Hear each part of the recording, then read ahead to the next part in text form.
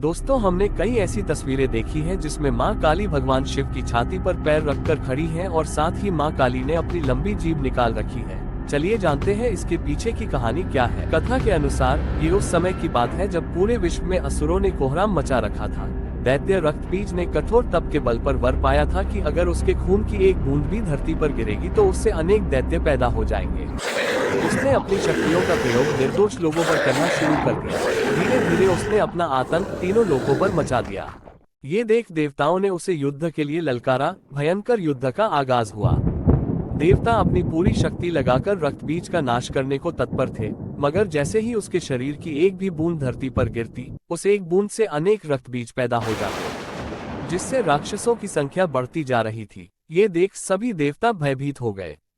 अपनी और तीनों लोकों की रक्षा हेतु सभी देवता मिलकर महाकाली की शरण में गए, जिनकी उत्पत्ति राक्षसों को मारने के लिए हुई थी। महाकाली ने देवताओं की रक्षा के लिए विकराल रूप धारण कर युद्ध भूमि में प्रवेश किया।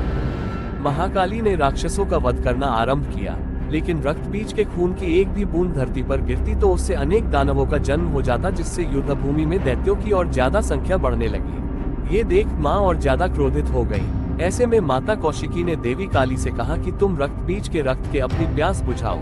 फिर उन्होंने अपनी जिह्वा का विस्तार किया और वे लाशों के ढेर लगाती गई और उनका खून पीने लगी, जिससे दानवों का एक खून धरती पर गिरने की बजाय उनकी जिह्वा पर गिरने लगा।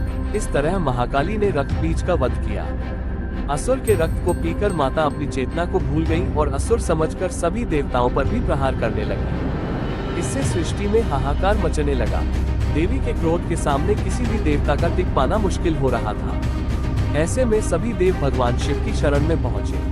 देवताओं की प्रार्थना पर सृष्टि की रक्षा के लिए शिव जी उस स्थान पर पहुंचे जहां देवी काली रौद्र रूप में हाहाकार मचा रही थी। शिव जी ने उनको बहुत प्रकार से शांत करने की कोशिश की। जब सभी प्रयास विफल हो गए तो शिव जी भूमि पर उनके रास्ते में लेट गए।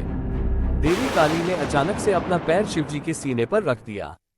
महाकाली ने जैसे ही पैर रखा, उनकी चेतना लौट आई और उन्हें अपराध बोध का एहसास होने लगा।